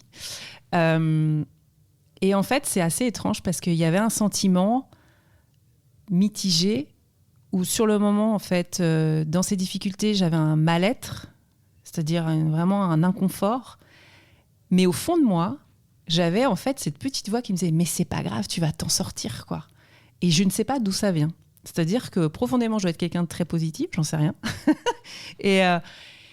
et en fait, je me suis rendu compte que dans toute ma vie, les difficultés que j'ai eues, je les ai pris comme des challenges. Ma fille, en fait, je rigolais souvent avec elle parce que je disais, elle a fait une petite chanson, puis elle dit « dans la vie, il n'y a pas de souci, il n'y a que des solutions ». Et c'est vraiment un peu ça, mon motto, c'est pour moi, il n'y a pas de souci, c'est juste trouver le bon angle de vision et de perception, et puis de se dire, ok, là, ça ne marche pas, ça ne sert à rien que tu vois, le B2B, pour moi, là, je me rends compte que ça ne marche pas, en fait. Ça ne sert à rien d'aller essayer de percer le mur. Il faut que je me réoriente vers le B2C. Et comment je fais ça? En mettant d'autres choses en place. Et en fait, au final, c'est juste une question de réadaptation de vision, tu vois. C'est vraiment à chaque fois essayer de voir, de se dire, dans la vie, c'est ça. C'est pas un long fleuve tranquille, en fait. C'est juste se dire, quand j'ai une difficulté, en fait, c'est la vie qui me challenge et puis qui me dit, mais là, en fait, il faut pas aller là, quoi. Il faut écouter, tu vois, être attentif, être ouvert. En fait, je pense que c'est ça aussi. Moi, là où j'ai l'impression que j'ai enlevé les œillères, tu vois, depuis que je suis dans cette aventure, d'être vraiment alerte à tout ce que je lis, tous les gens que je rencontre, de comprendre les synergies qu'il peut y avoir, et je pense que je suis contente de toujours avoir cette petite voix, en fait, qui me dit en fait, tu vas t'en sortir. C'est bon, ça va y aller, ça va le faire. Si c'est pas ça, ça sera autre chose. Donc voilà, je pense que je suis fière de mon parcours parce que je pense que j'ai cette impression, en fait, que j'ai tellement appris sur plein de trucs. Au final, pour moi, c'est l'apprentissage qui est le plus beau, en fait. C'est toujours se challenger. Ma mère, elle me disait toujours tu fais vachement de trucs sur le développement personnel, etc. Je dis ouais, parce que moi, à 85 ans, je veux pas me retourner sur ma vie et me dire que je me connais pas, en fait. J'ai envie de me connaître, j'ai envie de savoir qui je suis, j'en apprends tous les jours, puis on change tout le temps, en fait.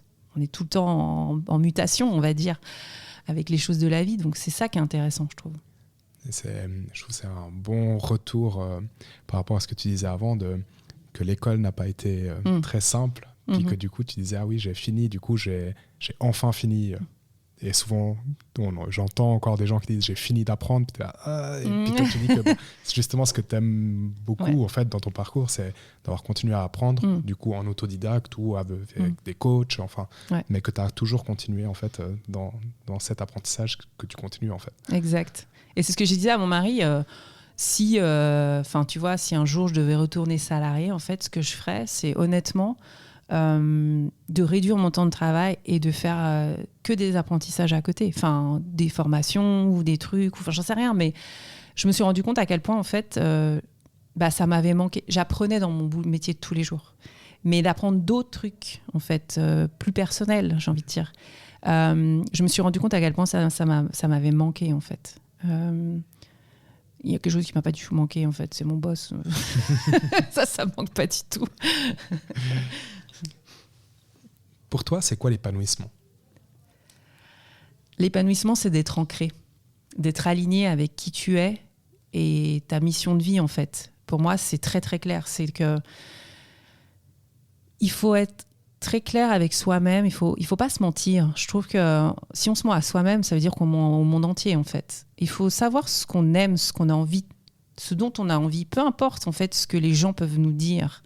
Pour moi, c'est vraiment de se dire, moi, j'ai envie de ça. Demain, j'ai envie d'être boulangère.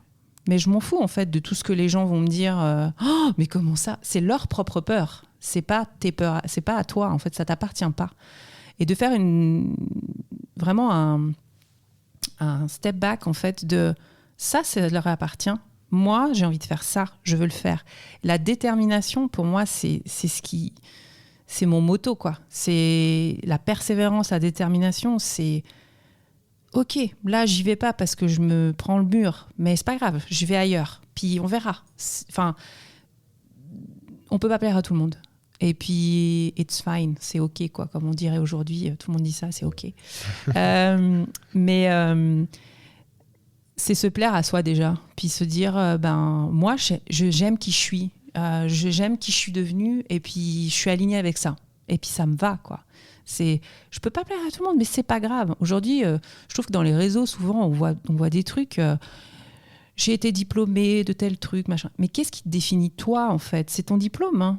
Mais non, en fait, toi, ce qui te définit, c'est qui tu es. C'est qui, au fond de toi, qui est-ce qui parle, qui résonne, tu vois ? Et c'est pour ça que je me suis définie comme ça, parce qu'on se définit souvent par ses études. Oui. Et moi, je trouve ça aberrant, en fait. Parce que 2 personnes peuvent avoir fait les mêmes études, mais ne sont pas les mêmes personnes. Ah, c'est clair. Tu vois ? Qui tu es, toi, vraiment, en fait ? Et... comme tu peux le comprendre, la philosophie à l'école, c'était ma matière préférée. mais voilà. Et en fait, je pense que se connaître, avoir cette introspection. Alors des fois, c'est pas facile. Hein. On est bien clair là-dessus. Des fois, c'est pas facile d'aller chercher qui on est. Puis on passe par des moments de doute. Des moments où on se dit, mais en fait, pendant 17 ans, moi, j'ai été dans un cadre, mais en fait, je suis qui ? Et puis là, on se dit... Moi, je me souviens, tout début, quand j'ai commencé chez JP, plusieurs fois, mes boss, ils sont venus me voir, ils m'ont pris en catimini, ils m'ont dit, Sophie, tu peux pas dire ça. Je dis, comment ça, je peux pas dire ça ? Non, on est dans un milieu corporate, là, tu peux pas dire ça. Parce que moi, j'avais pas de filtre. Moi, je disais les choses telles que je les pensais, quoi. Et j'ai appris à être corporate. À mettre un masque, à dire les choses qu'il fallait qu'on dise, qu'on entende. Et aujourd'hui, en fait, l'entrepreneuriat, je me permets d'être moi-même. Mais c'est compliqué parce qu'en fait, on se dit, mais on est qui ? Qui on veut être ? Quel ton je veux adopter ? Est-ce que je veux être dans l'agressivité ? Est-ce que je veux être dans la bienveillance ? Est-ce que je veux être moi, mais en même temps, je ne sais pas qui je suis ? Tu vois ? C'est ça qui est compliqué, je trouve. Donc aujourd'hui, si je résume, pour toi, l'épanouissement, c'est de se connaître, ouais. et d'être aligné avec soi-même, puis d'être ancré avec tout ce qu'on fait. Ouais. Ok. Ouais, je suis désolée, je peaufine beaucoup. C'est parfait. C'était juste pour être sûr que j'avais compris la définition que tu en avais donnée. Mm-hmm. Et si je comprends bien, aujourd'hui, tu es épanouie. Ouais, je me sens épanouie, puis plein de doutes. Ça, alors, je pense que c'est les joies de l'entrepreneuriat. Plein de doutes et en même temps je me dis si je devais le refaire, je le referais, mais c'est sûr, parce que j'ai tellement appris déjà là en 1 an et demi que j'ai adoré tout ce que j'ai appris. Et puis c'est marrant parce que des fois je dis à mon mari j'aimerais bien retourner juste 1 année là chez JP parce que maintenant je suis tellement une autre personne que j'aimerais bien voir certaines situations, comment je les aborderais aujourd'hui. Parce que ça m'a changé en fait. Puis mais vraiment je me disais que je trouve que c'est super intéressant comme parcours, parce que après c'est pas fait pour tout le monde, hein. Comme on disait au début quand on off, l'entrepreneuriat c'est un mindset en fait, c'est vraiment c'est du non-stop, donc il faut être préparé quoi. Enfin, moi il y a des fois j'aimerais bien faire switch off, mais c'est compliqué parce que c'est du permanence et Et si on n'a pas cet état d'esprit, on peut vite faire un burn-out, quoi. Enfin, honnêtement, des fois, tu peux te poser la question. Mais après, il faut que ça reste du plaisir. Et moi, ça m'agace prodigieusement quand je vois sur Internet des recettes magiques. Vous allez gagner tant en 3 semaines. Et puis, arrêtons. C'est pas comme ça que ça se passe, quoi. L'être humain, il est pas débile non plus. Enfin, et puis, faut être honnête. Enfin, je veux dire, ça se construit, en fait. C'est des relations, c'est un réseau, comme on disait. C'est de la confiance, c'est donner envie. Enfin, c'est tout ça. Donc, ça se fait pas du jour au lendemain, quoi. Voilà. Enfin. Si tu pouvais donner un conseil à Sophie quand tu avais 20 ans, Oula. tu lui dirais quoi?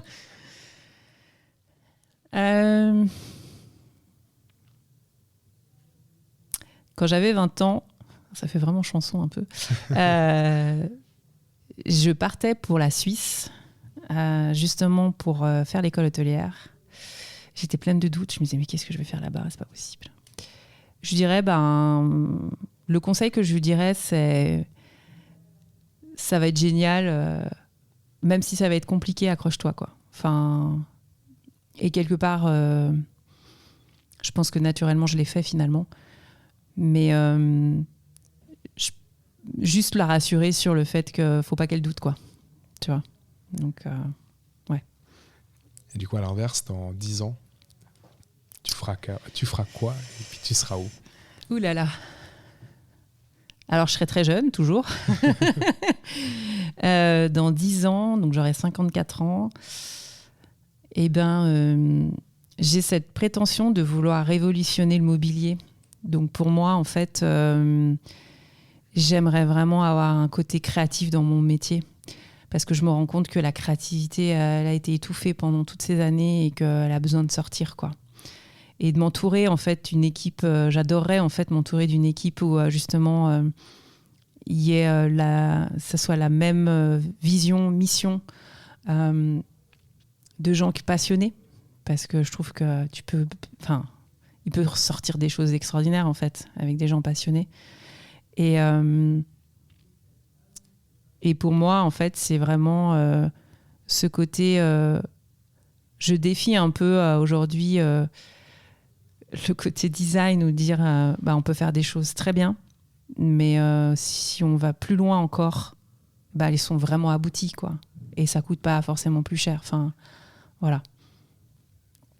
Top.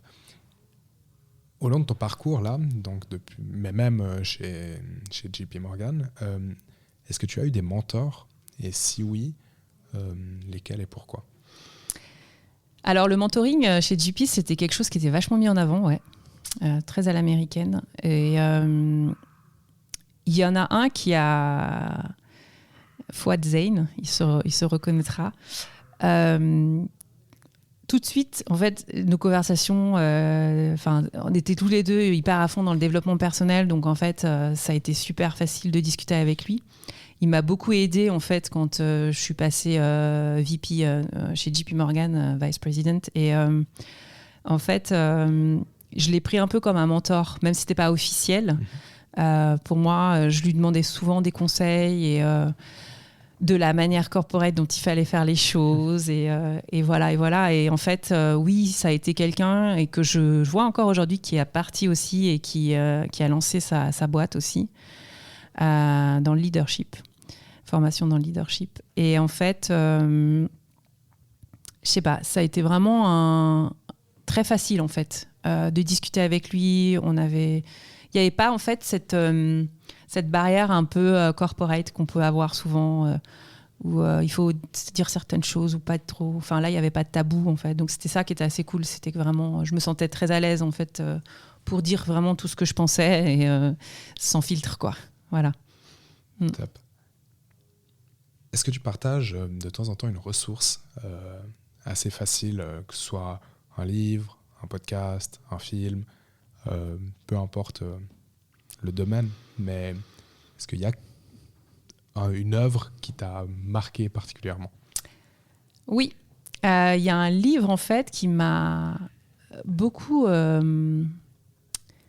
décomplexée quand j'étais chez JP et que j'allais chercher cette promotion que personne ne voulait me donner. C'était Lean In. Je me souviens plus l'autrice.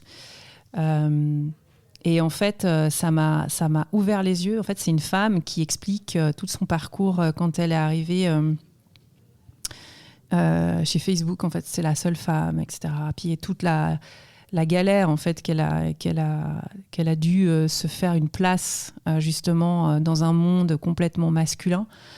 Et c'est à partir de ce moment-là où je me suis dit mais ouais en fait, pourquoi moi je pourrais pas être promue juste parce que mes boss ils ont décidé que en fait ça serait dans 2 ans alors que ça pourrait être maintenant. Et en fait ça m'a donné vraiment la niaque pour aller chercher en fait cette promotion. Ou juste pour la petite histoire, en fait, mon N+1 m'a dit non, mais tu fais un super job. On a halluciné tout ce que tu as repris et tout. Franchement, tu fais un super job. Je dis alors ok, pourquoi je peux pas ? Non, parce que c'est pas comme ça. Pourquoi c'est pas comme ça ? Parce que c'est 2 ans. Mais non, on n'est pas. Enfin bon, des trucs à la con. Mon N+2 m'a dit si ton N+1 t'a dit non, alors ça sera non. Eh bien, je suis allée voir le N+3 en fait. Et puis, je lui ai donné tous mes feedbacks de toutes les personnes qui m'ont soutenue dans cette promotion. Et j'ai été promue. Et après, j'ai été boycottée. Parce que, évidemment, alors que j'étais super transparente dans le processus, mais bon, ça, c'est une autre histoire. Mais ça m'a... En fait, toute cette année-là, en début d'année, on s'était dit avec mon mari, c'est mon année, je vais être promue, je vais donner tout ce qu'il faut que je donne pour être promue. Et ce livre m'a énormément aidée en fait pour me dire que j'étais légitime en fait d'être promue aussi. Voilà. Là, c'est une question un peu pour ma culture personnelle. Mais c'est quoi le rôle ? Est-ce que c'était la promotion de VP ? C'est quoi le rôle particulier d'un VP par rapport à autre chose ? Ça, c'est une parenthèse un peu, c'est pour ma culture à moi. Alors, de mes souvenirs, non, je rigole. Là, c'était un peu... le VP, en fait, si tu veux, tu as plusieurs niveaux. Tu as mandataire commercial, fondé de pouvoir, associate et vice president. Okay.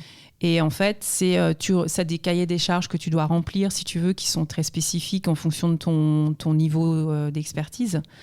Et moi, j'étais associate depuis un certain nombre d'années. Et on m'avait toujours dit, mais tu pourras jamais être VP si tu ne gères pas une équipe. Et puis moi, j'ai dit, ouais, c'est ce qu'on verra.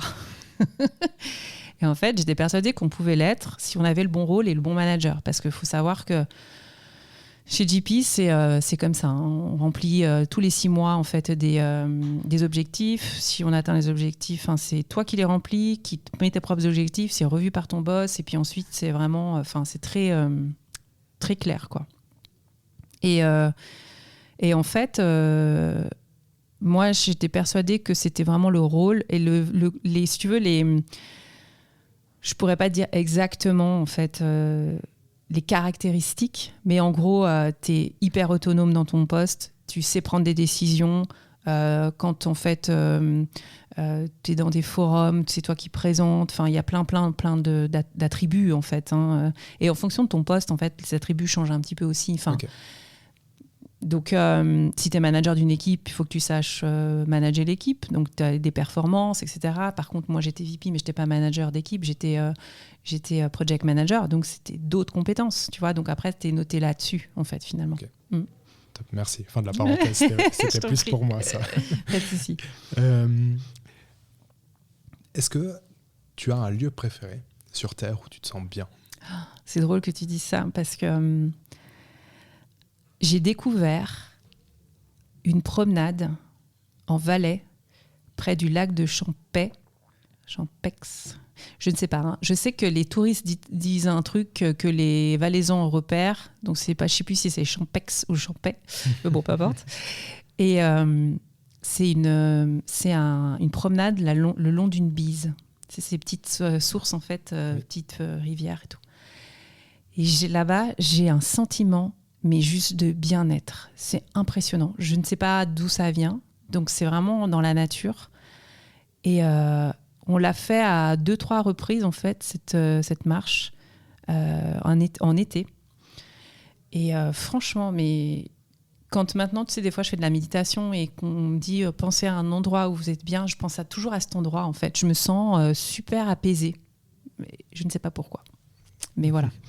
Du coup, on ira... Prochainement, je mettrai un petit pin sur ma carte pour me dire qu'il faut que j'aille faire cette balade. Exact. Est-ce que tu as une question que tu aurais aimé que je te pose pendant l'interview, que je n'ai pas posée? Je crois qu'on a couvert pas mal de choses. T'es pas obligé. Hein. Non, je vois pas. Je pense qu'on a vraiment couvert pas mal de choses. Je pense que là, tout le monde connaît toute ma vie. Est-ce que du coup, tu as une question à me poser à moi? Comment tu te vois dans 10 ans? C'est une bonne question. J'ai dans ma to-do list un truc où je dois réfléchir là-dessus. Ah, intéressant. Du coup, là, comme ça, je dirais que j'aimerais bien ne pas être géographiquement dépendant d'un endroit. Nomade. Je sais pas si c'est le bon terme, puisque j'aime pas trop... en fait, l'année passée, j'ai fait 6 semaines où j'ai travaillé depuis l'étranger. J'ai aimé plein de choses, mais j'ai pas beaucoup aimé toute cette vibe de digital nomade qui, en gros, ne sont ancrés nulle part, en fait, comme pour reprendre le terme que tu avais dit. Et en fait, ça serait plutôt quelque chose de beaucoup plus lent et de juste pouvoir... en fait, j'ai des origines portugaises. Okay. En fait, je ne suis pas suisse. Okay. Je pense potentiellement à faire une demande de naturalisation, mais je ne suis pas suisse. Ouais. Et alors que j'ai vécu toute ma vie ici, je suis né ici. Ah oui, il faut faire. Donc, c'est un peu des questions que je me pose actuellement. Mais je me dis qu'avoir la possibilité de travailler, et en plus, aujourd'hui, on a la chance de pouvoir le faire, en Suisse, parce que j'adore cet endroit, l'endroit où j'ai grandi et tout, et peut-être en partie ailleurs et peut-être au Portugal, proche de ma famille, et je réfléchis un peu à 6 mois en Suisse, 6 mois, genre l'été, l'hiver au Portugal. Alors, je ne sais pas si c'est la bonne solution, parce qu'au Portugal, l'isolation des maisons... Ah oui. Ah ouais, alors, okay. c'est pas la meilleure période, non. Okay. Mais du coup, c'est un peu là-dessus que je réfléchis. Et puis, en termes professionnels, je dirais que je ne suis pas contre le fait de un jour repasser salarié, si c'est pour la bonne boîte, le bon projet, les bonnes valeurs. Donc j'essaye de pas trop me limiter là-dessus, mais aujourd'hui je suis hyper content de ce que je fais au quotidien, donc pour l'instant ça, je pense pas que ça arrivera tout de suite, mais je ferme pas les portes non plus. Donc j'aime bien l'informatique, qui est quelque chose que je fais depuis de longues années maintenant, et en fait parce que tu peux faire plein de choses, il y a tout qui change tout le temps, donc même si tu gardes un peu la même casquette, tu peux faire plein de choses. Donc je crois que l'informatique ça va rester pendant longtemps. Donc voilà un peu, j'arrive pas à m'étaler plus parce que j'ai pas forcément les réponses à cette question. Non, puis je pense que, comme on dit, je te repose la question dans 1 an, ça sera différent. Ouais, sûrement. Oui. Donc c'est en constante évolution. C'est aujourd'hui à l'instant T, qu'est-ce qui te parle, quoi. Non, donc c'est ça qui est intéressant. Est-ce que tu as un message qui est important pour toi, que tu pourrais passer si tout le monde pouvait t'entendre? Alors, d'un point de vue, j'ai envie de dire d'un point de vue développement personnel, en fait, j'ai envie de dire aux gens qui seraient intéressés de se lancer ou... si vous pensez que vous avez l'idée ou l'envie de faire quelque chose, mais vraiment au fond de vos tripes, en fait, faites-le, quoi. Enfin, il y aura toujours des gens, en fait, qui vont vous dire mais enfin, mais ça va pas, qu'est-ce que tu fais, tu te rends pas compte. Et en fait, c'est leur peur à eux. Enfin, ça, je me rends compte vraiment que c'est hyper important. Et on écoute trop souvent, en fait, les gens autour de soi. Moi, je trouve que c'est hyper important de s'écouter soi déjà, de savoir s'écouter, parce que souvent, on n'a pas voix au chapitre, dans le sens où on ne s'entend pas, on ne s'écoute pas. Et ça, c'est une compétence qu'on a oubliée aussi souvent avec les années. Et parce que la vie nous dit qu'il faut qu'on soit comme ci, comme ça. Mais en fait, mais qui on veut être vraiment nous, sans se polluer l'esprit avec ce que les gens veulent qu'on soit. Donc, et puis, la persévérance, quoi. Enfin, je pense que, moi, c'est ce que je dis à mes filles. Je dis, dans la vie, si vous avez confiance en vous et que vous êtes persévérante, vous pouvez tout faire. Mais tout. Tu vois. Pour moi, c'est vraiment les deux choses qui peuvent changer une vie, en fait. Parce que, comme je dis en fait avant, la persévérance, ça va avec ce que je disais avant, c'est qu'il y aura toujours des gens qui seront là pour vous décourager, mais si au fond de vous, vous savez que c'est ça, ben faut y aller, quoi. C'est vraiment... Tu verses une petite larme ? Non, presque. Non, mais c'est vrai que je trouve que j'ai été toujours un peu, je dirais pas rebelle, mais quand même un petit peu. Je m'en foutais toujours de ce que les gens disaient, en fait, en général. Alors des fois c'est bien, des fois c'est pas bien.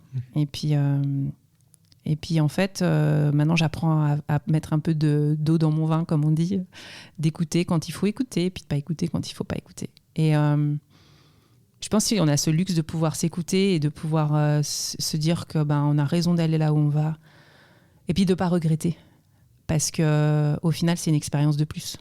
En fait, tout simplement, c'est pas un échec. Moi je le vois pas comme un échec, la vie je le vois comme des expériences, tu vois. Enfin, toutes les choses que j'ai, soi-disant, les gens pourraient le voir comme des échecs, tout ce que j'ai fait finalement, plein de choses que j'ai, entre guillemets, pour la vie échoué, moi je l'ai vu comme une expérience. Je me suis dit, ok, donc là ça n'a pas marché. Pourquoi ? C'est quoi en fait, d'analyser puis de dire, c'était pas pour moi en fait, parce qu'il y a quelque chose d'autre qui va arriver de mieux derrière. Tu vois ? Tout simplement, quoi. Parfait. Du coup, ouais, je te remercie déjà. Si on veut te retrouver ou te contacter... Du coup, c'est sur Instagram, si j'ai bien compris. Ouais, alors là, non, comment te dire ? Je préfère LinkedIn, pour le coup. Mais je mettrai les liens, du coup, du site internet All-in. Ouais. The All-in, pardon. Ouais. Non, pas de souci. Donc, ton LinkedIn. Ouais. Et puis, du coup, c'est là-dessus qu'on peut ouais, te plus, ouais, exact. Je te remercie pour ton temps. Et puis merci à toi de l'invitation. C'était top. Ouais. Merci.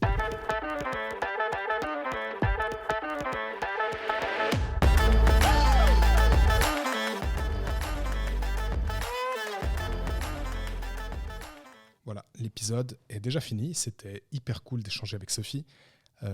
Sophie, elle s'est alors pas invitée dans le podcast, je dirais pas ça comme ça. En fait, elle m'a contacté après avoir enregistré avec Marine. Et puis elle m'a dit j'ai écouté l'épisode, c'était hyper cool. Et comment ça se passe ? Comment tu choisis tes invités ? Et du coup, on a fait pas mal d'échanges. On s'est appelé pour voir si ça pouvait jouer pour enregistrer un épisode. Donc si jamais toi qui écoutes maintenant, tu as l'impression d'être épanoui dans ton quotidien, c'est mon seul critère pratiquement, et n'hésite pas à m'envoyer un petit message sur LinkedIn ou bien sur Insta, où tu veux, pour peut-être passer dans un futur épisode. À la semaine prochaine pour un nouvel épisode. Ciao, ciao.